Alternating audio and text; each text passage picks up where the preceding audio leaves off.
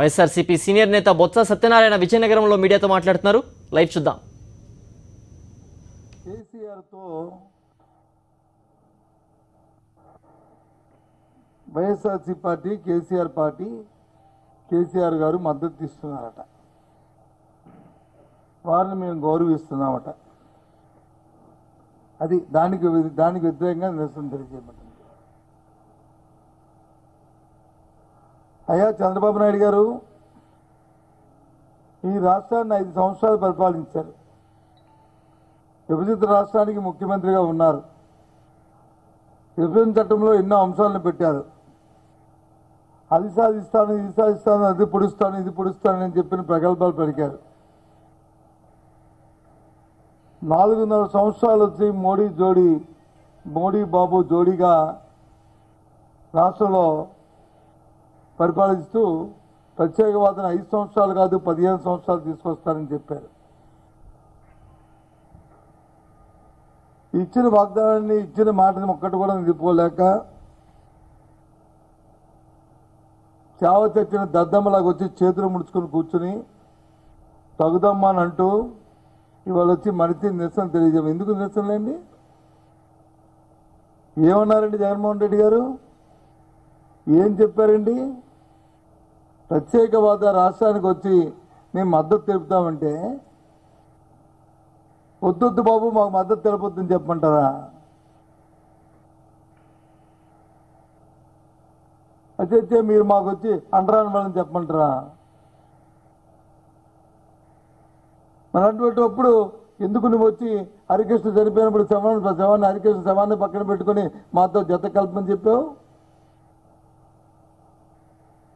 ఎందుకనికి వచ్చి పేరెంట్గాలకి పెళ్లిళ్ళకి యాగాలకి యజ్ఞాలకి దేనికోసం పిలిచావు?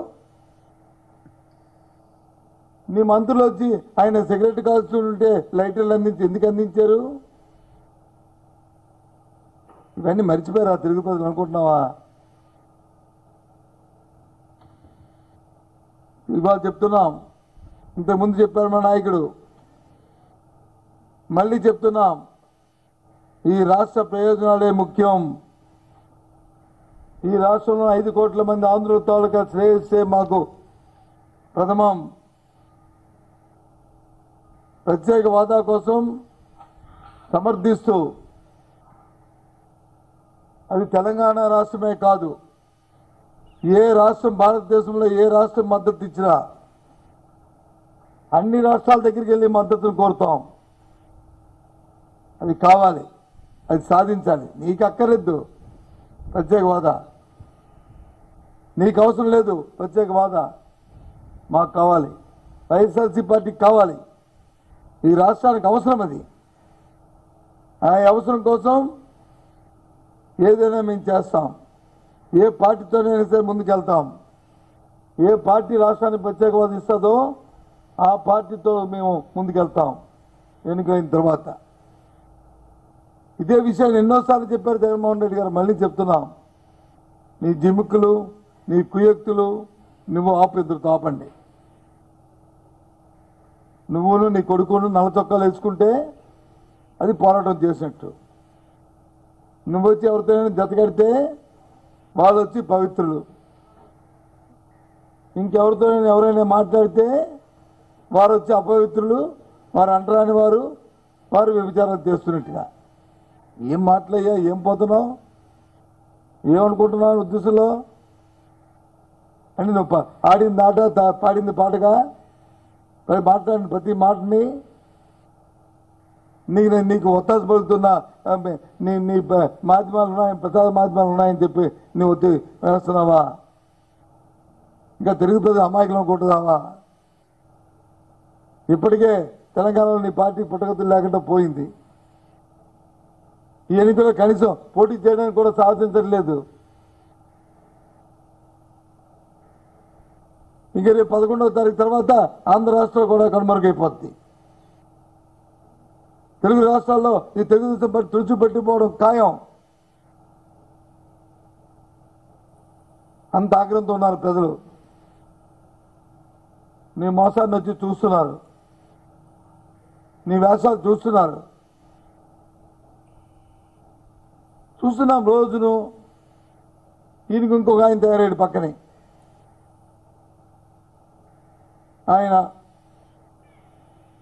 ఆయన వచ్చి సవాళ్ళు, తోలు తీస్తాను, తొక్కలు తీస్తాను. ఏం తోలు తీస్తారు, తొక్కలు తీస్తావయ్యా పవన్ కళ్యాణ్ గారు? ఏమనుకుంటున్నారు రాజకీయాలు అంటే? మీ ఊరు వచ్చి తెలుస్తావు, ఏడు తెలుస్తావు? వాళ్ళకాడ ఏం తెలుస్తావు చెప్పు, నాకు అర్థం అవ్వట్లేదు. ఏమనుకుంటున్నారు రాజకీయాలు అంటే? మన 14 ఎన్నికల్లో వచ్చి తెలుగుదేశం పార్టీతో మిత్రపక్షంగా పోటీలు చేశావు. ఫోన్ చేసుకున్నా ఈ రాష్ట్రంలో తెలుగుదేశం పార్టీ రావడానికి నేనే కారణం అని చెప్పి ఇవాళ వచ్చి లోపాకారిగా ఇవాళ ఆలోచన చేసి మాట్లాడుతున్నావు. ధైర్యం ఉంటే దమ్ముంటే కలిసి పోటీ చేయండి. ఎవడుతున్నాడు? చేయండి, రాష్ట్రానికి ప్రత్యేకమైన అక్కర్లేదు అని చెప్పండి. అది చాలండి. ఆ రోజు చెప్పే పాచిపోయిన లడ్డూలు అన్నావు. మరి ఇవాళ ఏంటి పాచిపోయిన లడ్డూలు ఈరోజు వచ్చి పాచిపోకంట సువాసన ఇస్తున్నాయా? చంద్రబాబు నాయుడు చేస్తున్న పనులు వచ్చి నీకు వచ్చి ఇంపుగా కనిపిస్తున్నాయా?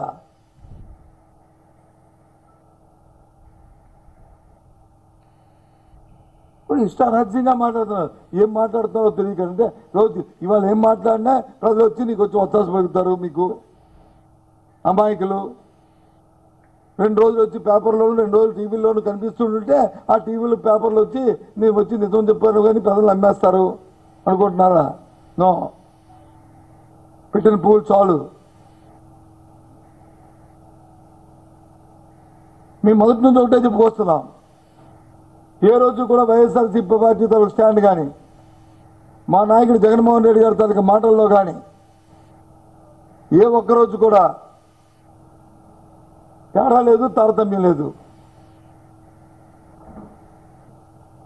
మా విధానం ఒకటే. విభజన చట్టంలో అంశాలు నెరవేర్చాలి. ప్రతి అంశం కూడా క్షుణ్ణంగా అవి అమలు జరగాలి. దానికోసం పోరాటం చేయాలి. చేయకపోతే కేంద్రంలో ఏ పార్టీ ఉన్నప్పటికీ కూడా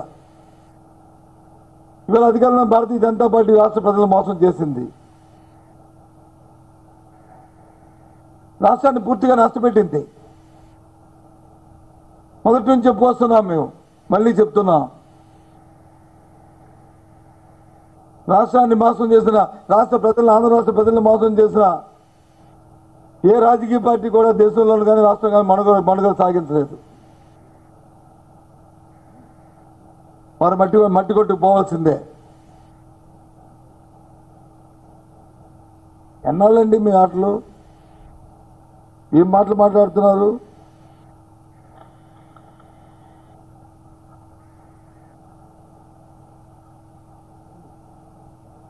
ఒకటే ఏమనంటే మాట్లాడితే హైదరాబాద్ నేనే కట్టానంటాడు చంద్రబాబు నాయుడు. ఇది ఈయన చేసిన 5 సంవత్సరాలకి తర్వాత వచ్చిన మా ముఖ్యమంత్రి కానీ అంతకుముందు ఉన్న ముఖ్యమంత్రులు కానీ ఎవరు ఏమీ చేయకుండా గాలికి ఏదో పరిపాలించారు. ఈయన మాత్రమే ఏదో చిత్తశుద్ధంగా ఏదో పగడబందిగా చేసినట్టుగా మాట్లాడతాడు. మరి 5 సంవత్సరాలు అది కట్టినోడివి. మరి 5 సంవత్సరాలు పోలవరాన్ని ఎందుకు కట్టలేకపోతున్నావు? ఎందుకు అమరావతికి వచ్చి కట్టలేకపోతున్నావు? ఎందుకు ఒక పక్క భవనాన్ని అమరావతిలో ఇప్పుడు వచ్చి చేయలేదు? 2-3 పెద్ద సమ్మిట్లు పెట్టి పెద్ద హంగామా చేసే 1,000 లక్షల కోట్లు వచ్చాయని ఎందుకు మరి ఆ పెట్టుబడులు వచ్చి రాలేదు? అంతెందుకండి సోదరులారు, మీరు వెళ్ళి ఉంటారు విజయవాడ, మీ అందరూ వెళ్ళి ఉంటారు విజయవాడ కనకమహాలక్ష్మి టెంపుల్కి వెళ్ళి ఉంటారు. అక్కడ బ్రిడ్జి ఉంటుంది ముందుని. ఆ ఫ్లేవర్ కట్టలేదు దిక్కుమా. ఆ ఫ్లేవర్ కట్టడానికి గతి లేదు చంద్రబాబు నాయుడుకి, తెలుగుదేశం పార్టీ ప్రభుత్వానికి. ఈయన వచ్చంట ఉట్టిగా వచ్చి స్వర్గానికి ఎగిందని చెప్పని ఈయన వచ్చి కబుర్లు చెప్తాడు, ఈయన వచ్చి మాటలు చెప్తాడు. ఈయన ఎవడు ఏమనుకుంటున్నావు? ఏంటి ఏం చేద్దాం అనుకుంటున్నావు? ఏంటి నువ్వు చేసిన పని ఏంటి? ఇవాళ రాష్ట్రంలో ఉన్న రాజకీయ ఏది ఉన్నాయో వీళ్ళందరూ రాష్ట్రాన్ని మళ్ళీ బస్సు పట్టించడానికి దుష్టశక్తులన్నీ కలుస్తున్నాయి. ఒక పక్క తెలుగుదేశం పార్టీ, ఒక పక్క జనసేన పార్టీ, ఒక పక్క కాంగ్రెస్ పార్టీ, వీళ్ళందరికీ మా కొత్తగా ఇంకో తయారయ్యాడు. ఆ పేరు చెప్పడానికి కూడా సిగ్గేస్తుంది, బాగా అనిపిస్తుంది. వీళ్ళందరూ ఈ తలంపుతో వచ్చి వీళ్ళు అందరికీ ఒక ప్యాకేజీ కింద వచ్చి పోటీ చేస్తే సరిపోయాయి కదా. ప్రజలు తీర్పిచ్చేవారు కదా, ఏం చెప్పేవారు తెలిసేది కదా మీకు. ఎందుకు రోజుకు అక్కడొకరు అక్కడొకరు ఏదో విధంగా ఈ మాటలు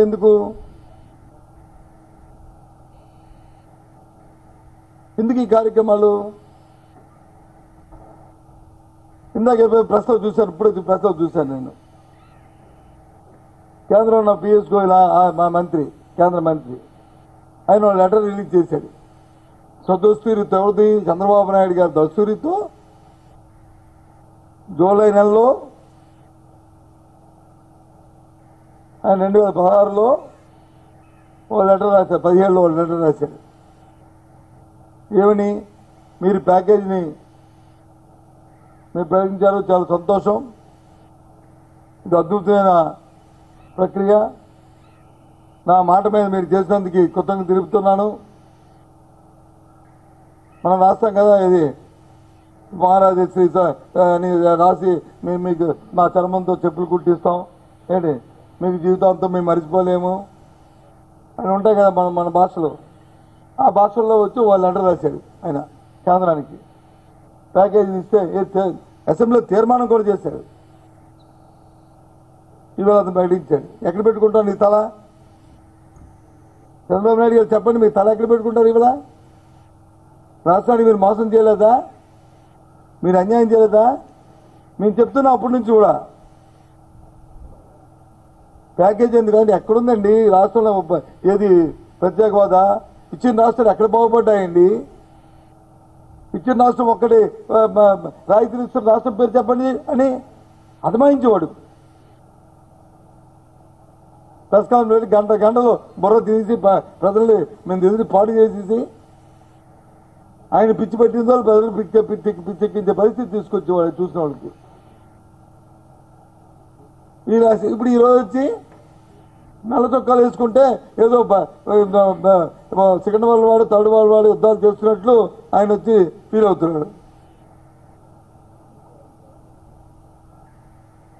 ఇవాళ ఆయన కొడుకును తానా అంతే తందానా అని ఒకడు, తందానా అంటే తానా అని ఒకడు, వాళ్ళకి వచ్చి వత్తాడు పవన్ కళ్యాణ్ గారు, జనసేన పార్టీ నాయకులు. ఇందాక నిన్న ఏదో చూశాను, బాగా చెప్పారు ఎవరో ఓ సినిమా యాక్టర్ దాని గురించి. తులసేస్తారంటే దేని కొబ్బరికాయలు కాదు ఒలిచేయడానికి అని చెప్పి ఆయన మాట్లాడితే ఎవరి మీద పర్వాలే, ఎవరైనా మాట్లాడితే మాత్రం ఆయన కోపం, రోషం, పౌరుషం వచ్చేస్తాయి.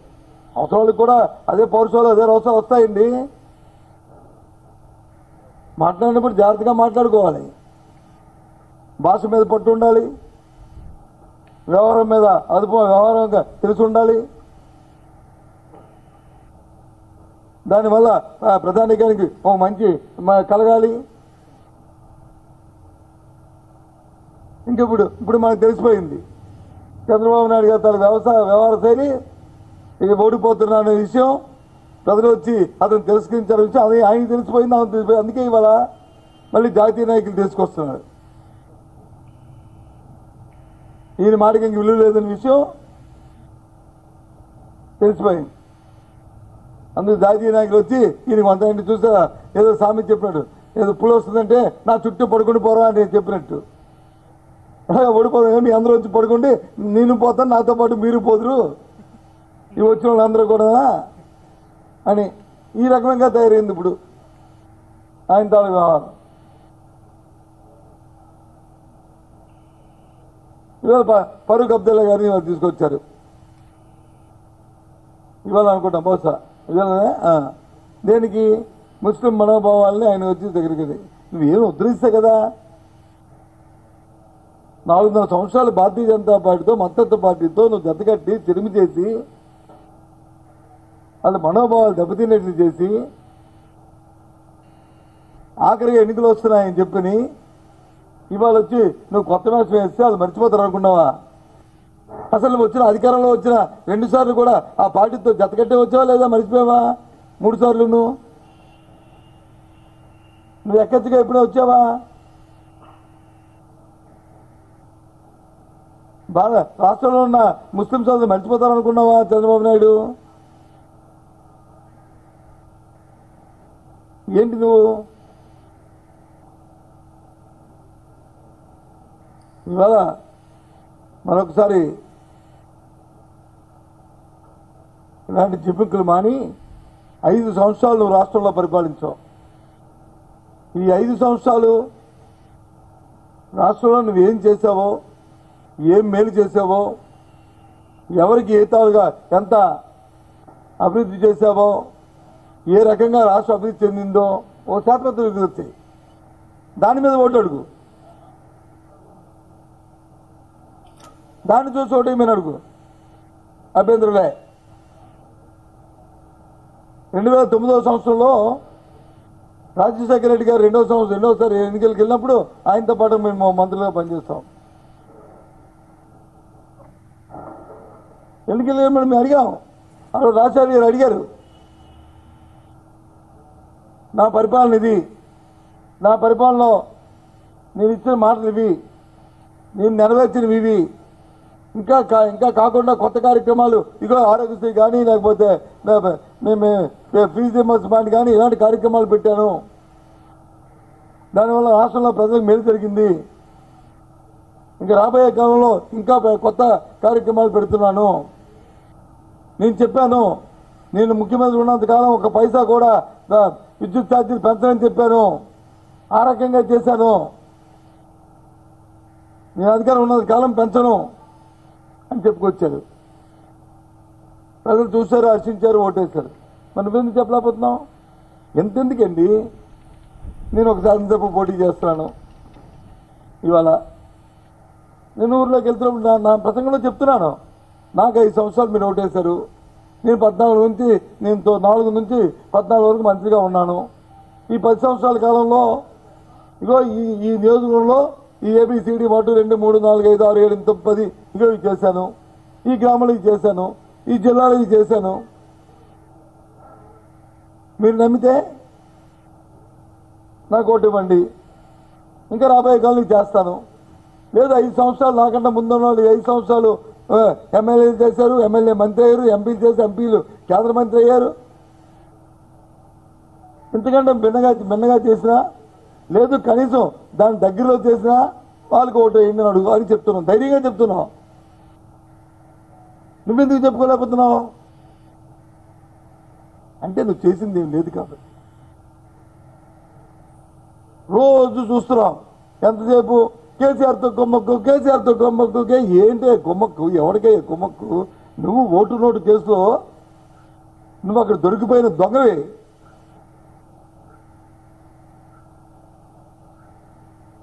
ఆంధ్ర రాష్ట్ర ముఖ్యమంత్రి తెలంగాణలో ఒక ఓటు నోటు కేసులో ఒక దొంగగా దొరికి మన మనోభావాలు దెబ్బతిన్నట్లు, మన గౌరవాన్ని తీసేసినట్లు ప్రవర్తించిన వ్యక్తి చంద్రబాబు నాయుడు. 10 సంవత్సరాలు మనకు వచ్చి ఉమ్మడి రాష్ట్రంగా అక్కడ హక్కులుంటే 10 సంవత్సరాలు వచ్చి హైదరాబాద్ మన పట్టుంటే అర్ధరాత్రి మీద వాళ్ళతో కుమ్మక్కై వాళ్ళకి సరెండర్ అయ్యి వాళ్ళకి అడుగులు మొడుగొత్తి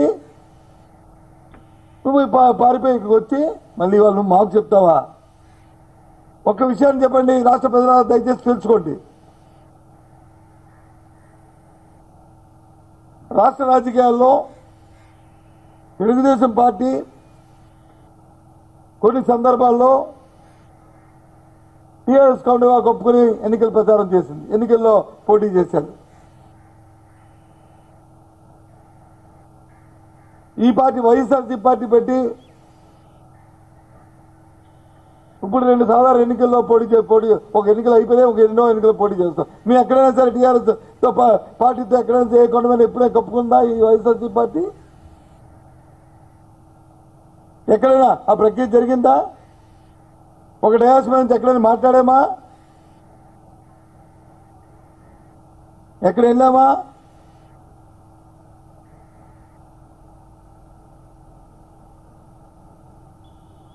నేను ప్రత్యేక హోదాకి మద్దతు ఇస్తుంటే ప్రత్యేక హోదాకి వచ్చి దాన్ని హర్షించాలి, దానికి పోయి స్వాగతించడం పోయి తిరిగి దేశించడం తగదు అని చెప్తే ఓ నిరసనలు ఏంటి వల్ల కానీ నిరసనలు ఏంటి ఎవరొచ్చారు చెప్పండి ఈరోజు నిరసనలు నీ వెనకాల ఏ ఆంధ్ర రాష్ట్ర ప్రజలు వచ్చారు చెప్పు చంద్రబాబు నాయుడు చూసావు కదా నిరసనలు.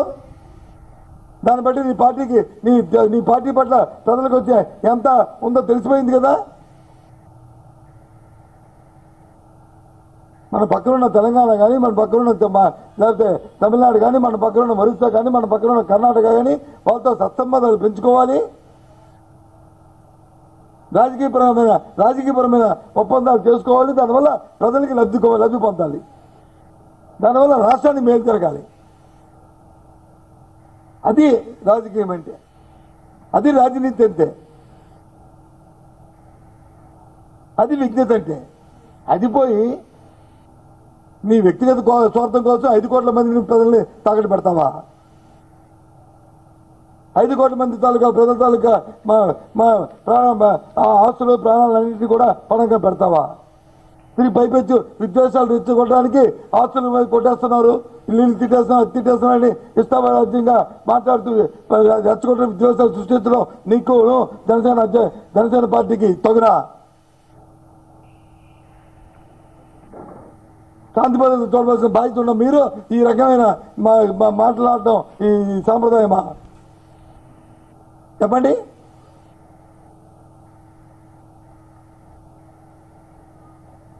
చెప్పు సమాధానం. ఇప్పుడు ఎవరో బిఎస్ గోయల్ చెప్పి దానికి సమాధానం చెప్పు చంద్రబాబు నాయుడు.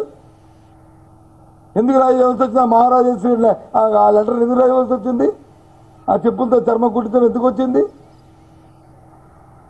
చెప్పు.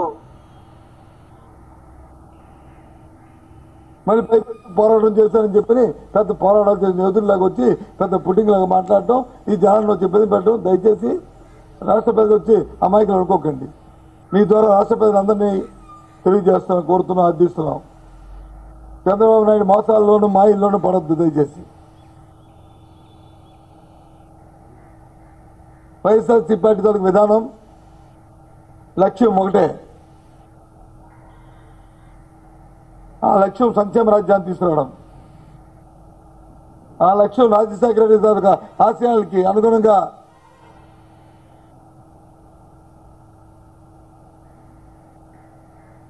ప్రజలతో మమేకమై రాష్ట్ర అభివృద్ధిలో రాబోయే కాలంలో తీర్చిదిద్దడం విధానం. ఎదురుతటంలో అంశాలు ఏవైతే ఉన్నాయో ఆ అంశాలు 100% అమలు జరిగే విధంగా సత్సంబంధాలతో ఎవరైతే దానికి ఎవరైతే దానికి మద్దతు ఇస్తారో, ఎవరైతే దాన్ని అమలు జరుపుతారని చెప్తారో, అమలు చేస్తారో, చెప్పడం కాదు చేస్తారో, వారితో కలిసి ఎన్నికలైన తర్వాత ముందుకెళ్ళడం. అది ఏ పార్టీ అయినా అనే విషయాన్ని ఇప్పటికే జగన్మోహన్ రెడ్డి గారు చెప్పారు. ఆ లక్ష్యంతో ఆ విధానంతోనే ముందుకు వెళ్తామని దయచేసి మీడియా సోదరుల కంటే మీడియా అధిపతుల్ని కోరుతున్నాం. రాష్ట్రాన్ని భ్రష్టు పట్టిస్తున్న నేపథ్యంలో ఈ పార్టీలకు ఒత్తాసు పలకండి. మీకు వాళ్ళ మీద మీ మాటకి వాళ్ళు విలువిస్తే ఒక విధానాన్ని వాళ్ళకి ఇవ్వండి, ఆ రాజకీయ పార్టీకి ఇవ్వండి, తెలుగుదేశం పార్టీకి కానీ లేకపోతే జనసేన పార్టీకి కానీ. రాష్ట్ర శ్రేయస్సుకు సంబంధించి ఏ అంశాన్ని అయితే ముందుకు తీసుకెళ్ళమండి. విద్వేషాలు రెచ్చగొట్టకండి.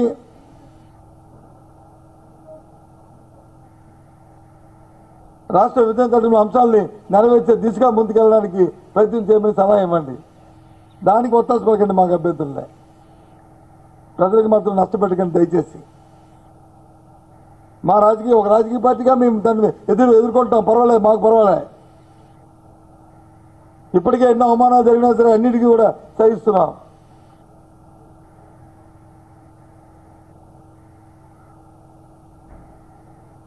కాబట్టి తెలుగుదేశం పార్టీ జిమ్కి రావాలి. రాబోయే కాలంలో ప్రజలందరూ అప్రమత్తంగా ఉండండి. ఇంకా ఎన్నెన్నో మరి వాళ్ళు తాలూకా గజగన్న గోకర్ణ విద్యలు ప్రదర్శిస్తారు. వాటిలో ఆ ప్రలోభాలు లొంగొద్దు, ఆ మాయ మాటలు నమ్మొద్దని ప్రజలు కోరుకుంటూ రాబోయే కాలం మంచి పరిపాలనకి జగన్మోహన్ రెడ్డి గారిని ఆశీర్వదించమని మీ ద్వారా రాష్ట్ర ప్రధాని కోరుతున్నాం. ఇప్పటికే తెలుగుదేశం పార్టీ మీద పూర్తిగా ప్రజలకు వచ్చి ప్రజల విశ్వాసం కోల్పోయారు. తెలుగుదేశం పార్టీ యావగింపు వచ్చింది. డెఫినెట్గా తప్పకుండా వైఎస్ఆర్సీ పార్టీ విజయం సాధిస్తుంది. అందులో మా ఏ విధమైన నమ్మకం, ఏ విధమైన అనుమానం లేదు. ఉందండి, ఎందుకు లేదండి? ఎందుకు లేదు? ఉందా లేదండి బాబు?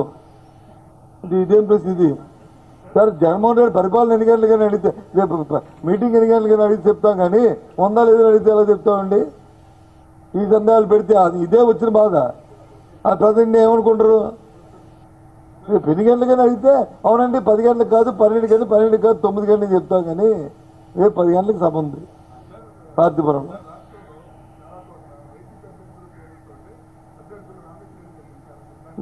ఇవన్నీ కొన్ని కుతంత్రాలు చెప్పారు కదాక. ఆడలేక మధ్య వాళ్ళు ఏదో అలాగా ఇవాళ వైసీపీ పార్టీని ఈ సోకాళ్ళు ఏవైతే ఉన్నాయో ఈ ప్రజా వ్యతిరేకంగా ఉన్న ఈ పార్టీలన్నీ కూడా ఈ కూటమిలో చేరి ఏ విధంగా నష్టపెట్టాలని ఇలాంటి జిమ్మిక్కులన్నీ వేస్తున్నారు. ఏ జిమ్మిక్కులు వేసినా సరే ప్రజలు చాలా తెలివైన వారు. వాళ్ళకి తెలుసు ఫ్యాన్ గుర్తేటో, పక్కన ఉన్న బొమ్మ జగన్మోహన్ రెడ్డి గారి బొమ్మ ఏటో, సత్యబాబు గారి బొమ్మ ఏటో, లేకపోతే చంద్రబాబు నాయుడు బొమ్మ ఏటో, లేకపోతే పవన్ కళ్యాణ్ బొమ్మ ఏటో వాళ్ళకి తెలుసు.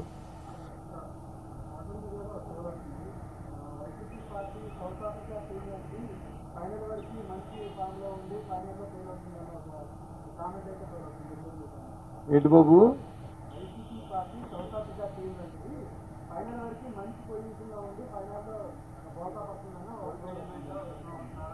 అవును, టీడీపీ వాళ్ళకి తెలియదు, వాళ్ళు అనుకుంటున్నారు పాప వాళ్ళు. నాకైతే క్రికెట్ మీద అంత అవగాహన లేదు, కానీ ఏంటి నాకు క్రికెట్ మీద అంత అవగాహన లేదు. ఈ 2020 మ్యాచ్లు నాకు ఈ 1 డే మ్యాచ్ 3 డేస్ మ్యాచ్లు నాకు తెలియదు, కానీ తెలుగుదేశం పార్టీ మాత్రం మట్టి కట్టుకుపోవడం, బంగాళాఖాతం కలిసిపోవడం ఖాయం.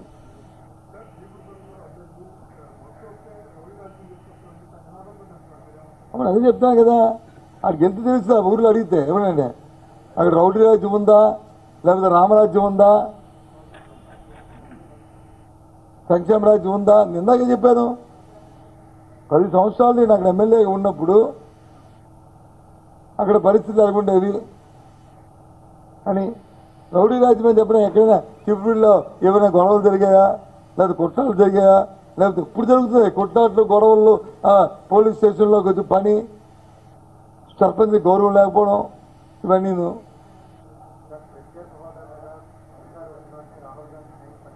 ఎస్, మీకు ముందు చెప్తున్నాం కదా, మళ్ళీ ఇంకోసారి రాష్ట్ర ప్రజలను మోసం చేయడానికి మేము తయారు కాదేమో. తిరుపతి వెంకటేశ్వర స్వామి దగ్గర చంద్రబాబు నాయుడు మోడీ బాబు జోడీ 5 కాదు 10 కాదు 15 అని చెప్పారు. ప్రసాదాలు తెచ్చుకున్నారు, తీశారు, మనందరికీ పంచారు, ఇవన్నీ అయిపోతాయి అన్నారు, ఇవన్నీ చెప్పారు, చేయలే.